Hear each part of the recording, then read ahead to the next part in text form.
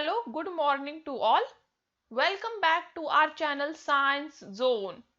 Today you follow, tomorrow we lead.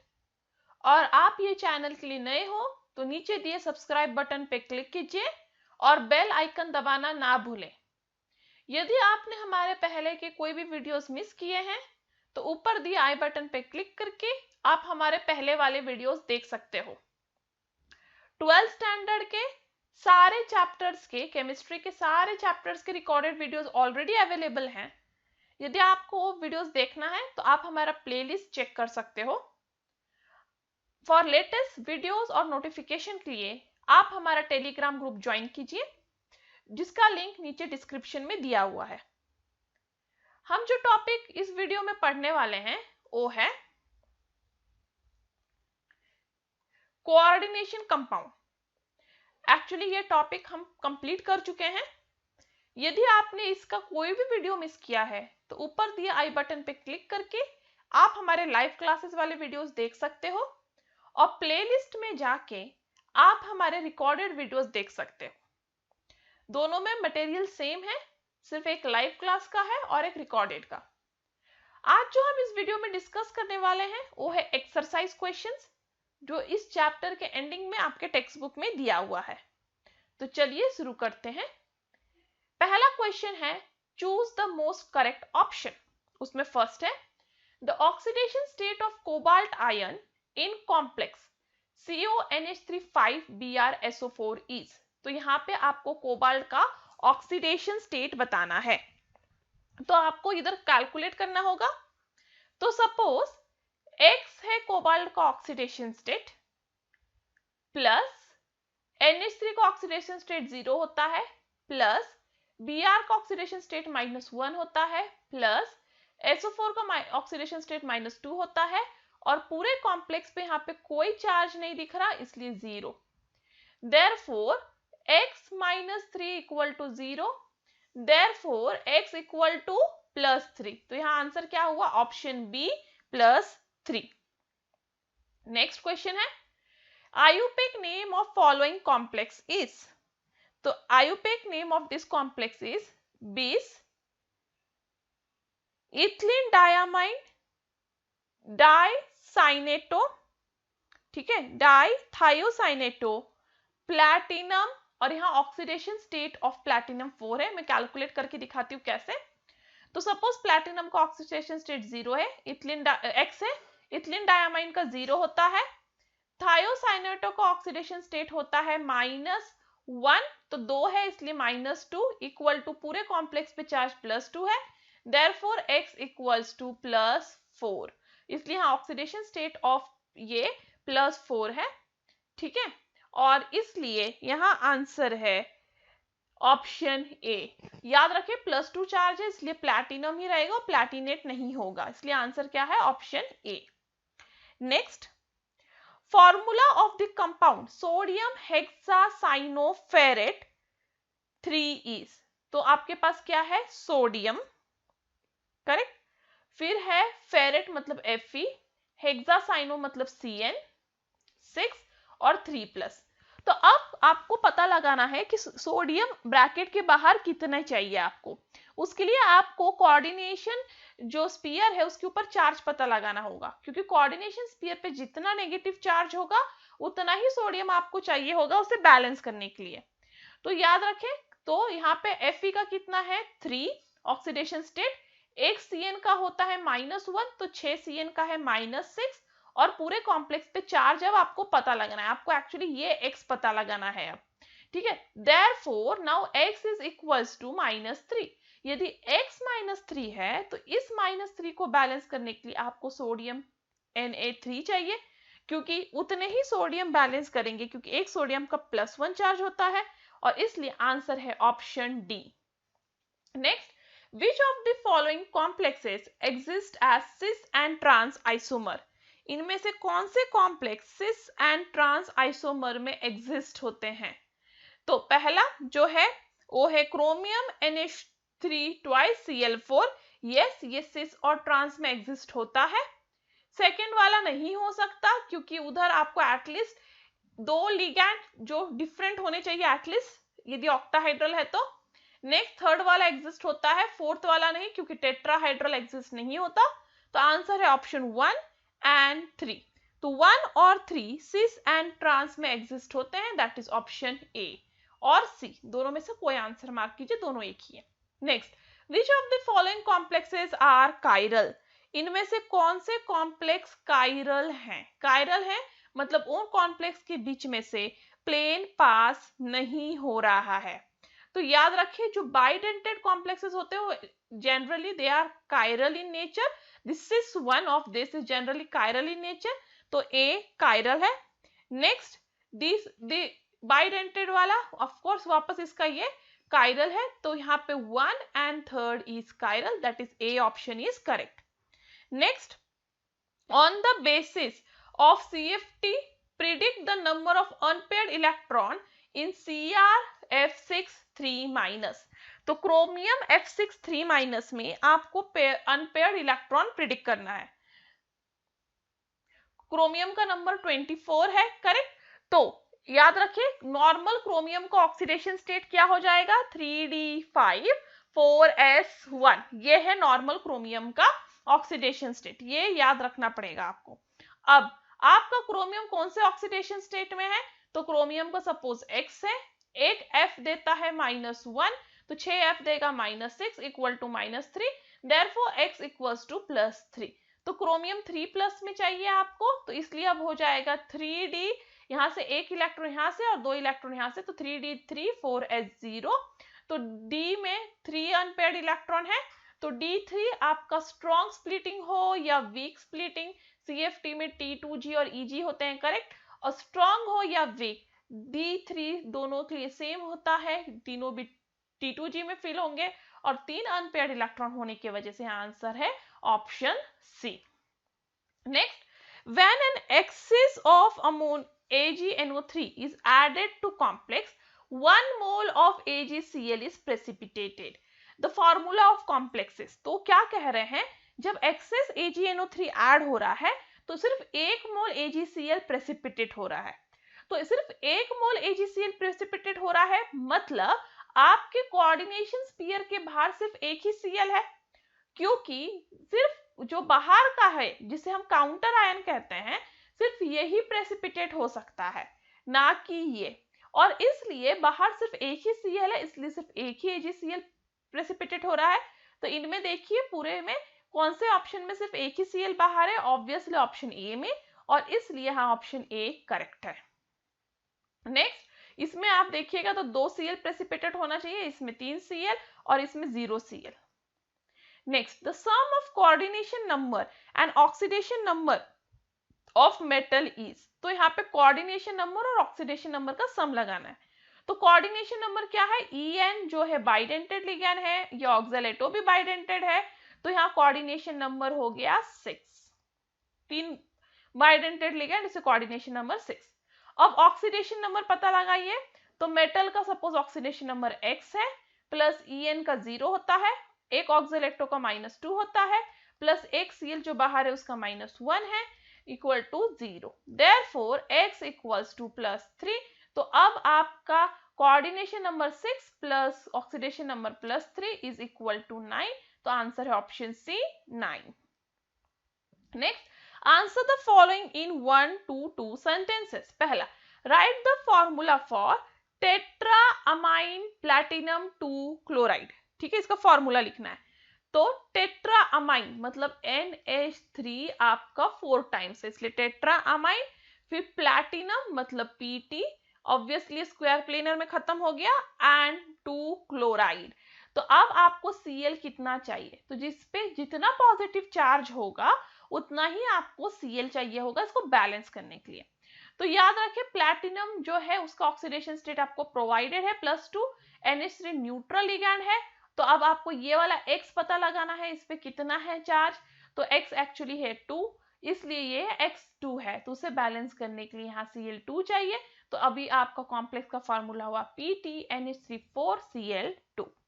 Next, predict whether your CrEn twice H2O3+ complex is chiral, write its structure of its enantiomer. तो आपको बताना है ये chiral है कि नहीं। तो EN जो है इथिलीन डायमाइन बाइडेंटेड लिगैंड है। तो ऑब्वियसली बाइडेंटेड लिगैंड में सिस वाला जो है वो कायरल होता है, तो ये तो हम पढ़ चुके हैं। तो सिस दैट इज H2O ये कायरल है, और इसमें अभी आप 6 बॉन्ड ड्रॉ करना है। अब इधर आप EN जोड़ दीजिए, इधर EN जोड़ दीजिए, इसके ऊपर 3+ लिखना ना भूले। तो इधर से प्लेन पास नहीं हो रहा है, इसलिए कायरल है। और इसका इनैंशियोमर ड्रॉ करने के लिए कहा है आपको, तो आप इसका enantiomer that is mirror image draw कीजिए। तो क्रोमियम वापस यहाँ पे H2O यहाँ 3+ लिखिए, और फिर वापस यहाँ पे EN इस तरह से जोड़ दीजिए, और ये हो गया आपका इसका answer. Next, name the Lewis acid and bases in the complex. तो यहाँ पे आपको लेविस एसिड और बेस बताना है। तो जो भी मेटल आयन होता है वो लेविस एसिड होता है, तो प्लैटिनम लेविस एसिड है। और बेसिस जो भी लिगैंड होते हैं that is Cl and NH3 are Lewis bases. तो याद रखें लिगैंड जो है लेविस बेसिस होते हैं क्योंकि वो इलेक्ट्रॉन डोनर होते हैं, और मेटल लेविस एसिड होते हैं क्योंकि वो इलेक्ट्रॉन एक्सेप्टर होते हैं। Next, what is the shape of complex if in which coordination number of central metal ion is 4? तो यदि कोऑर्डिनेशन नंबर आपका 4 है तो दो पॉसिबल है, आपका कॉम्प्लेक्स हो सकता है टेट्राहेड्रल, करेक्ट, या फिर स्क्वायर प्लेनर। तो ये दो आंसर्स यहाँ पे पॉसिबल है, टेट्राहेड्रल और square planar. Next, is the complex COF6 cationic और anionic if the oxidation number of cobalt is +3? मतलब उन्होंने पूछा है इस कोऑर्डिनेशन स्फीयर पे चार्ज क्या है, पॉजिटिव चार्ज है या फिर नेगेटिव चार्ज है, और ऑक्सीडेशन ऑफ CO दिया हुआ है। तो आपको कोऑर्डिनेशन स्फीयर पे चार्ज पता लगाना है। तो CO का 3 है, एक फ्लोरीन -1 देता है, तो 6 fluorine -6 equal to X, therefore X equals to -3। तो इसके ऊपर चार्ज है -3 कोऑर्डिनेशन स्फीयर पे, इसलिए ये कॉम्प्लेक्स हो गया एनायोनिक। तो ये कॉम्प्लेक्स क्या है, एनायोनिक कॉम्प्लेक्स। नेक्स्ट है, कंसीडर द कॉम्प्लेक्सेस, ये और ये complex, what type of isomerism they show. तो याद रखें कोई भी कॉम्प्लेक्स जिसमें एक ही कॉम्प्लेक्स में दो कोऑर्डिनेशन स्फीयर हैं, ये एक ही कॉम्प्लेक्स है जिसमें दो कोऑर्डिनेशन स्फीयर है, ऐसा कोई भी कॉम्प्लेक्स आपको मिले तो वो हमेशा कोऑर्डिनेशन आइसोमर दिखाता है, ये बात याद रखें।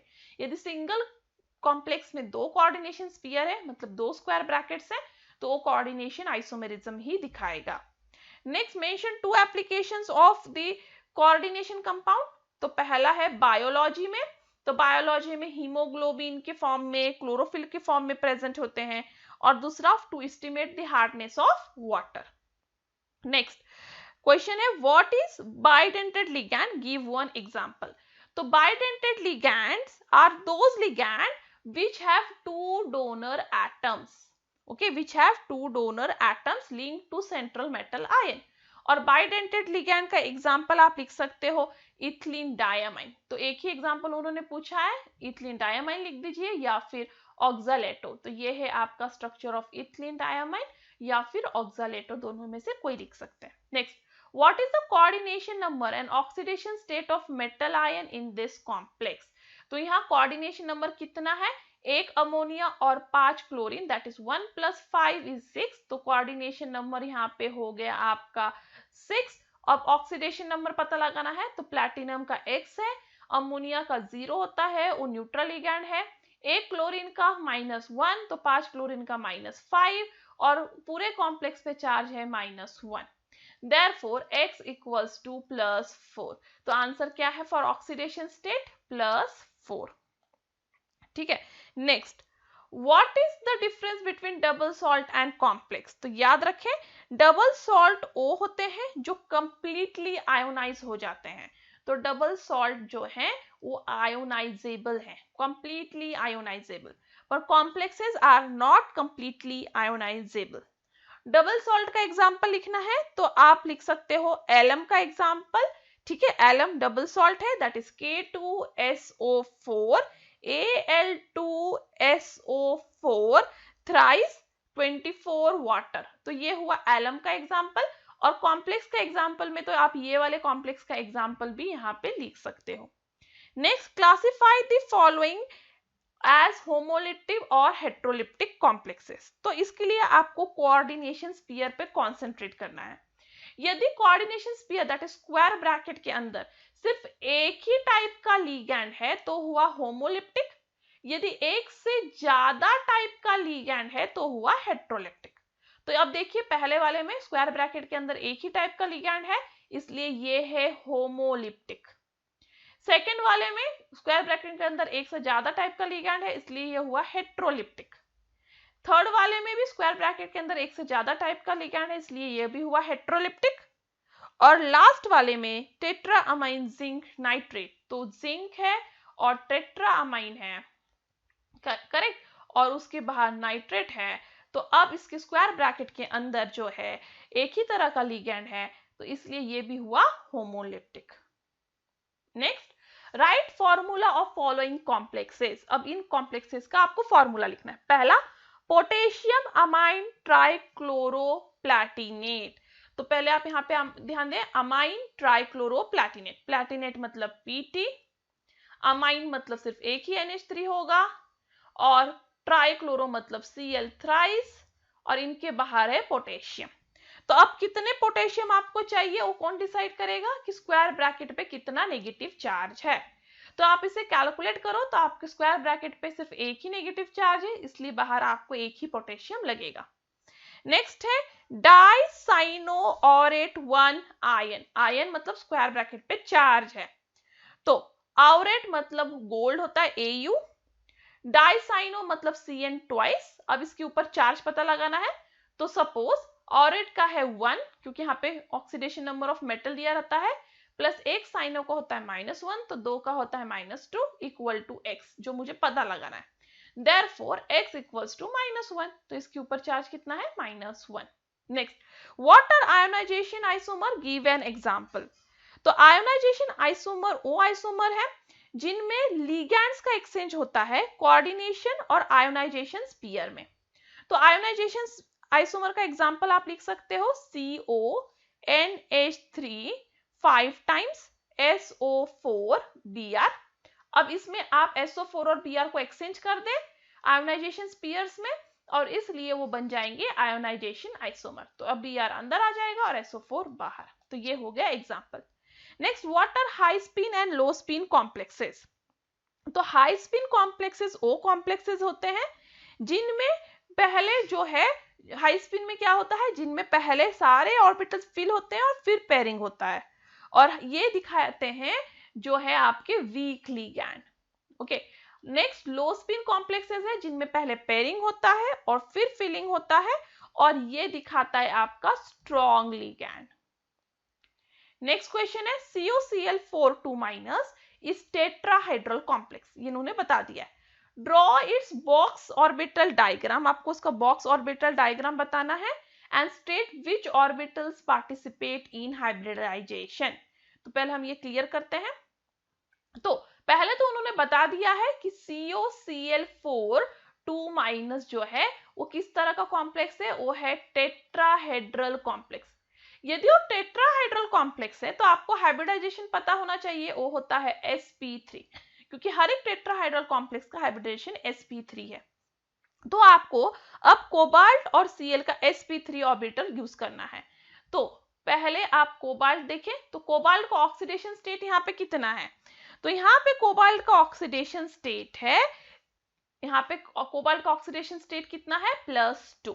तो आपको सिर्फ 2 इलेक्ट्रॉन निकालना है, तो जो s ऑर्बिटल से आप निकाल दोगे, बाकी d ऑर्बिटल में 7 के 7 इलेक्ट्रॉन्स एज इट इज रहेंगे, तो ये कोबाल्ट के 7 इलेक्ट्रॉन्स हैं। ठीक है, तो ये कोबाल्ट के 7 इलेक्ट्रॉन्स हैं। बाकी आपने s से 2 इलेक्ट्रॉन निकाल दिया है क्योंकि कोबाल्ट आपका यहाँ पे 2+ ऑक्सीडेशन स्टेट में है, और ये है आपके p ऑर्बिटल्स। तो अब आपका एक s और 3 p यूज होगा sp3 बनने के लिए, करेक्ट। तो अब यहाँ पे आपका ये है D3D7, ठीक है, 4s2 4p6। और अभी हम जो है क्लोरीन के इलेक्ट्रॉन्स भरेंगे अलग कलर से, तो यहाँ हम क्लोरीन के इलेक्ट्रॉन्स भर रहे हैं, 4 क्लोरीन है तो 8 इलेक्ट्रॉन्स भरने हैं, और यहाँ पे हाइब्रिडाइजेशन हो गया, एक s और 3 p यूज हुए हैं, इसलिए sp3। ठीक है, next What are strong field and weak field ligand? Give one example. तो strong field ligand वो ligands हैं जिनमें डोनर एटम होता है कार्बन, नाइट्रोजन या फिर फॉस्फोरस। तो उसका एग्जाम्पल है आपका Cn माइनस या फिर Nc माइनस या CO या NH3 या फिर EDTA। ये सब है स्ट्रॉन्ग फील्ड लिगैंड क्योंकि उनके डोनर एटम कार्बन, नाइट्रोजन या सल्फर है। वीक फील्ड लिगैंड्स वो लिगैंड है जिनके डोनर एटम्स आइदर ऑक्सीजन होते हैं या फिर सल्फर होते हैं या फिर हैलोजेंस। ठीक है, तो इनमें से कोई भी डोनर एटम हो तो वीक फील्ड लिगैंड है, जैसे कि F minus, Cl minus, okay, C2O4 2 minus, तो ये सारे वीक फील्ड लिगैंड है। Next, right with the help of crystal field splitting diagram explain why complex CrEn3 is coloured. तो आपको बताना है ये कॉम्प्लेक्स कलर्ड क्यों है। तो इसके लिए देखिए आपको क्रिस्टल फील्ड की थ्योरी के हिसाब से यहाँ पे आपको पहले ऑक्सीडेशन स्टेट ऑफ Cr पता लगाना है। तो Cr X हुआ, En 0 होता है क्योंकि वो न्यूट्रल लिगैंड है, पूरे इस पे चार्ज है +3, तो X हो गया +3। तो यहाँ क्रोमियम है 3+ में, क्रोमियम 3+ ऑक्सीडेशन स्टेट में प्रेजेंट है, मतलब अब उसका ये क्या है इलेक्ट्रॉनिक कॉन्फ़िगरेशन 3d3 4s0, मतलब उसके d में 3 इलेक्ट्रॉन है। तो अभी 3 के 3 इलेक्ट्रॉन कहाँ पे फिल होंगे आपको पता है, वो फिल होते हैं T2G में। तो T2G में क्रोमियम के 3 इलेक्ट्रॉन होंगे, करेक्ट। Eg में 0 इलेक्ट्रॉन है। अब यहाँ पे एनर्जी प्रोवाइड किया जाएगा, मतलब वो लाइट एब्जॉर्ब करेगा और उसका अब एक इलेक्ट्रॉन Eg में चला जाएगा एक्साइट होके, और यहाँ पे हो जाएगा dd ट्रांजिशन। तो T2G of D transfers 1 electron to Eg of D, और dd ट्रांजिशन के वजह से यहाँ पे मेन आंसर क्या है, dd ट्रांजिशन जो पॉसिबल है फ्रॉम T2G टू Eg, और इसके वजह से ये कॉम्प्लेक्स कलर्ड होता है। नेक्स्ट है give valence bond description for bonding of complex VCl4-। तो इसके लिए आपको वैलेंस बॉन्ड डिस्क्रिप्शन देना है। Draw box diagram for free metal ion and which hybrid orbitals are used, state the paired electrons. तो पूरा आपको बताना है। तो VCl4- में यदि वैनेडियम का पहले ऑक्सीडेशन स्टेट आपको फर्स्ट स्टेप पता लगाना होगा तो वह है +3। यदि वैनेडियम का ऑक्सीडेशन स्टेट +3 है तो उसका इलेक्ट्रॉनिक कॉन्फ़िगरेशन क्या हो जाएगा वैनेडियम का, अब वैनेडियम का हो जाएगा यहाँ पे D में आपके पास रहेंगे, आपके पास सिर्फ वैनेडियम में बचेंगे 2 इलेक्ट्रॉन, करेक्ट। तो ये हो जाएगा 3D, उसका 4s empty है और उसका 4p भी ऑब्वियसली empty है, करेक्ट। अब ये हो गया। अब आपको उसमें 4 Cl भरने हैं तो आपको 4 empty ऑर्बिटल्स चाहिए। तो ऑलरेडी उसका 4s और 3 4p empty है, मतलब ये 4 ऑर्बिटल्स प्रेजेंट है जो एक s और 3p डोनेट करके sp3 हाइब्रिडाइजेशन बना सकता है। तो आपको बेसिकली अब क्या करना है, अब बेसिकली आपको ये 4s और 3p में वैनेडियम के इनकमिंग क्लोरीन के electrons that is 8 electrons from 4 chlorine fill करने हैं। तो अब आप 4s और जो है 4p में आप क्लोरीन के इनकमिंग इलेक्ट्रॉन फिल करोगे, जिसे हम अलग कलर से फिल करेंगे। तो यहाँ पे ये क्लोरीन के इलेक्ट्रॉन्स फिल हो गए, 4 क्लोरीन है इसलिए 8 इलेक्ट्रॉन फिल कीजिएगा, तो ये हो गया sp3 हाइब्रिडाइजेशन। तो यहाँ पे हाइब्रिडाइजेशन इस कॉम्प्लेक्स का हो गया sp3 that is tetrahedral complex. तो ये क्या हुआ, टेट्राहेड्रल कॉम्प्लेक्स। और यहाँ पे अब टेट्राहेड्रल कॉम्प्लेक्स है इसलिए इसका स्ट्रक्चर क्या होगा, इस तरह से, क्योंकि ये टेट्राहेड्रल है तो आपको उसको टेट्राहेड्रल ड्रॉ करना है, ठीक है। और यहाँ पे 2 अनपेयर्ड इलेक्ट्रॉन है इसलिए ये पैरामैग्नेटिक है। तो इस तरह से आपको पूरा क्वेश्चन सॉल्व करना है। नेक्स्ट है draw quantitative energy level diagram for D splitting, ठीक है, in octahedral complex and predict the number of unpaired electron in FeCN6 4-. Is the complex diamagnetic or paramagnetic or it is colored? तो ये सब आपको question के answers देने हैं। तो चलिए शुरू करते हैं 1 by 1। तो पहला उन्होंने क्या पूछा है कि आपको पहला पूछा है कि स्प्लिटिंग बताना है आपको इस कॉम्प्लेक्स के लिए। तो पहले FeCN6 4- में कितने ऑक्सीडेशन स्टेट है, पहले Fe का वो पता लगाना होगा। तो यहाँ पे Fe का ऑक्सीडेशन स्टेट होगा +2, यदि Fe का ऑक्सीडेशन स्टेट +2 है तो उसका इलेक्ट्रॉनिक कॉन्फ़िगरेशन हो जाएगा अब 3d6 4s0। तो उसके d ऑर्बिटल में 6 इलेक्ट्रॉन है, तो आपको उसके d ऑर्बिटल में जो है वो 6 इलेक्ट्रॉन फिल करने हैं, करेक्ट, क्योंकि उसके d ऑर्बिटल में 6 इलेक्ट्रॉन है। अब ये d ऑर्बिटल जो है Eg और T2g में स्प्लिट हो रहा है। अब याद रखें Cn जो है वो कार्बन से स्टार्टिंग लिगैंड है, इसलिए स्ट्रॉन्ग लिगैंड है। स्ट्रॉन्ग लिगैंड क्या बनाते हैं? लो स्पिन कॉम्प्लेक्स। इसलिए आपके 6 इलेक्ट्रॉन्स पहले नीचे फिल होंगे पेयरिंग करके और फिर बाकी का ऊपर जाएगा, पर कुछ बचा ही नहीं तो ऊपर अब कुछ नहीं जाएगा। तो ये Eg हुआ, ये T2g और ये डिफरेंस हुआ डेल्टा 0। तो ये मैंने एनर्जी लेवल डायग्राम ड्रॉ कर दिया। अब मैं बताऊंगी इसमें अनपेयर्ड इलेक्ट्रॉन है कि नहीं। तो यहाँ देखिए, यहाँ पे एक ये वाला लेवल देखना है, ना कि ये। तो यहाँ पे एक भी अनपेयर्ड इलेक्ट्रॉन नहीं है, इसलिए ये स्ट्रक्चर है डाईमैग्नेटिक, क्योंकि स्प्लिटिंग के बाद उसके पास एक भी अनपेयर्ड इलेक्ट्रॉन नहीं है और इसलिए डाईमैग्नेटिक। दूसरी बात याद रखें, यहाँ सारे इलेक्ट्रॉन्स पेयर्ड है और पेयर्ड इलेक्ट्रॉन्स एक्साइट होके जंप नहीं करते। पेयर्ड इलेक्ट्रॉन्स एक्साइट होके जंप नहीं करते और इसलिए यहाँ इलेक्ट्रॉन्स T2g से Eg में जंप नहीं करेंगे और इसकी वजह से ये कॉम्प्लेक्स होगा कलरलेस, क्योंकि यहाँ पे नो dd ट्रांजिशन, क्योंकि पेयर्ड कॉम्प्लेक्स जहाँ पे इलेक्ट्रॉन्स पेयर्ड होते हैं वो हाईली स्टेबल होते हैं और इसलिए वो जंप नहीं कर सकते। यहाँ पे dd ट्रांजिशन नहीं होगा और इसलिए कॉम्प्लेक्सेस कलरलेस है। नेक्स्ट क्वेश्चन है, draw isomer in each of the following cases. ठीक है, तो आपको इनमें से हर एक केस का आइसोमर ड्रॉ करना है। तो पहले जो केस में है वो है PTNH3 twice ClNO2। तो ये है आपका कॉम्प्लेक्स, जहां पे अब ये कॉम्प्लेक्स है एक्चुअली MA2BC। तो B और C यदि बगल बगल में है तो सिस, और B और C दूर है तो ट्रांस। ठीक है, फिर नेक्स्ट है रुथेनियम का। तो रुथेनियम वाला तो यहाँ पे नहीं है मेरे पास शायद, तो मैं बताती हूँ यहाँ पे। तो नेक्स्ट रुथेनियम के कॉम्प्लेक्स में आपको क्या बताना है, यहाँ पे रुथेनियम NH3 4Cl2 है। तो आपको पता है ये है A4 एंड B2। तो B यदि बगल बगल में होंगे तो सिस है और यदि B आपके दूर दूर होंगे तो वो ट्रांस। तो अभी पहले हम B बगल बगल में ड्रॉ करेंगे। तो ये हुआ NH3, यहाँ पे Cl डाल दीजिए कोई भी पोजीशन बगल बगल वाला, तो ये सिस है। और यदि आपके B दैट इज Cl दूर है तो ये ट्रांस है। तो ये हुआ आपका ट्रांस वाला। ठीक है, तो ये रुथेनियम का हो गया। नेक्स्ट है क्रोमियम En ट्वाइस Br2। ठीक है, अब इसका भी आपको सिस और ट्रांस बताना है, क्रोमियम En ट्वाइस Br2 का। तो पहले हम इसको इरेज करते हैं।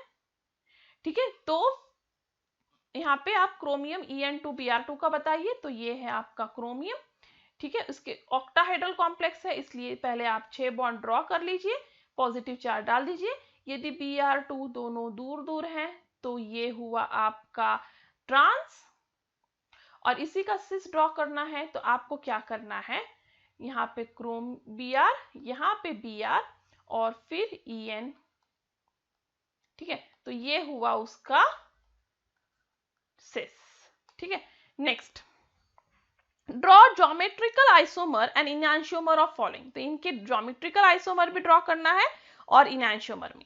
तो फर्स्ट केस में तो आपको पता है इसका जो है ज्योमेट्रिकल नहीं पॉसिबल है, इसका सिर्फ इनैंशियोमर ही पॉसिबल है।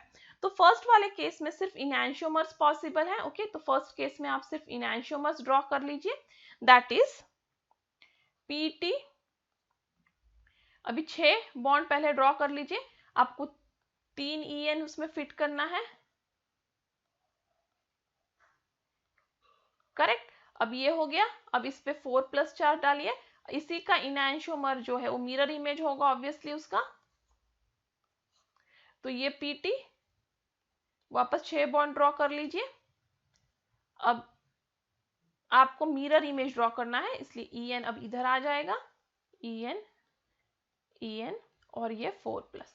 तो ये हुआ PT En इसका इनैंशियोमर।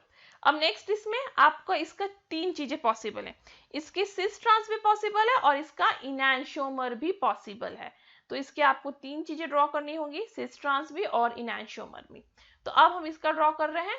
तो पहले मैं इसका ड्रॉ करूंगी ट्रांस वाला, Cl दूर Br दूर, तो ये ट्रांस है। और इसमें बाकी EN आप डाल दीजिए, वो बाइडेंटेड लिगैंड है, करेक्ट, इसलिए इधर जोड़ना होगा आपको। यदि आपने क्लास मिस किया है तो देख लीजिए, तब आप समझ जाइएगा। और फिर उसके बाद आप सिस वाला आपको ड्रॉ करना होगा। तो सिस वाले में अब है ये EN और ये EN और ये 2+। अब इसी का आपको मिरर इमेज ड्रॉ करना है, क्योंकि उन्होंने इनैंशियोमर भी पूछा है। तो ये हुआ PT, Cl, Br, enantiomers are exact mirror image of each other. तो ये हुआ आपका ये स्ट्रक्चर, तो ये हुआ इनैंशियोमर। तो इसके 3 आइसोमर्स पॉसिबल हैं total, 1 cis trans and cis का enantiomer. Next, what are ligands and write its type with one example each। तो ligands O है जो मेटल के साथ जो है बॉन्ड बनाते हैं, ठीक है, कोऑर्डिनेट बॉन्ड बनाते हैं। And ligands are Lewis bases. उसकी 3 टाइप्स है, मोनोडेंटेड लिगैंड, ठीक है, इसमें टाइप्स में कितने हैं, 3 हैं, आपको पता है, मोनोडेंटेड, फिर दूसरा होता है बाइडेंटेड, और या फिर पॉलीडेंटेड आप कह सकते हैं, क्योंकि उसमें हेक्साडेंटेड भी आता है, और फिर होता है एम्बीडेंट। तो आपके पास यहाँ पे 3 टाइप्स ऑफ लिगैंड है। Next, one example is monodentate में Cl-, पॉलीडेंटेड में आप EDTA ले सकते हो जो हेक्साडेंटेड है, और एम्बीडेंट में आप नाइट्रो ले सकते हो जो नाइट्रोजन थ्रू भी बॉन्ड बना सकता है और ऑक्सीजन थ्रू भी, ठीक है। Next, what are cationic, anionic and neutral complexes, give one example each. तो कैटायनिक कॉम्प्लेक्सेस वो हैं जिनके कोऑर्डिनेशन स्फीयर पे पॉजिटिव चार्ज होता है। For example ZnNH3 4 2+। तो ये हुआ आपका कैटायनिक कॉम्प्लेक्स, क्योंकि इसके ऊपर है पॉजिटिव चार्ज। एनायनिक कॉम्प्लेक्स वो है जिनके जो उनके कोऑर्डिनेशन स्फीयर पे नेगेटिव चार्ज होता है। तो NiCN4 2-। तो ये हुआ एनायनिक कॉम्प्लेक्स, क्योंकि उसके ऊपर नेगेटिव चार्ज है। और न्यूट्रल कॉम्प्लेक्स वो है जिनके ऊपर कोई चार्ज नहीं होता कोऑर्डिनेशन स्फीयर पे, तो वो है NiCO4। तो ये हुआ आपका neutral complex. Next, how stability of coordination compounds are explained in term of equilibrium constant. तो याद रखिए, इक्विलिब्रियम कांस्टेंट यदि इंक्रीज होता है, stability of complexes also increase, ठीक है। तो उसको थोड़ा सा इलाबोरेट करके आपको लिखना होगा। नीचे डिस्क्रिप्शन में इसका PDF अवेलेबल है, आप डाउनलोड कर सकते हो और फिर पता चल जाएगा वो इलाबोरेट कैसे करना है। Next, name the factors governing the equilibrium constant of coordination compound. तो 2 फैक्टर्स हैं जो ये डिसाइड करते हैं। पहला है charge to size ratio of metal, ठीक है। तो ये पहला फैक्टर है। और सेकंड है नेचर ऑफ लिगैंड। तो लिगैंड का नेचर क्या है, वो सेकंड फैक्टर है। तो ये 2 फैक्टर डिसाइड करेंगे आपका कोऑर्डिनेशन कंपाउंड कितना स्टेबल है। And that's all for today, thank you. और फिर हम आगे जो है कल शुरू करेंगे बायोलॉजी का एक चैप्टर। तो इसके बाद हम बायोलॉजी का फर्स्ट चैप्टर शुरू करने वाले हैं। फिर भी आपके पास कोई डाउट है, कोई कमेंट है, कोई सजेशन है, तो मुझे askyadoubts04@gmail.com पे पूछ सकते हो, बता सकते हो, या नीचे दिए कमेंट बॉक्स में। मेरा वीडियो अच्छा लगा हो तो प्लीज इसे लाइक कीजिए, ज्यादा से ज्यादा शेयर कीजिए, और अपने फ्रेंड्स को कहिए सब्सक्राइब करने के लिए। और जाने से पहले, be the change you want to see in the world. That's all for today, thank you, stay tuned.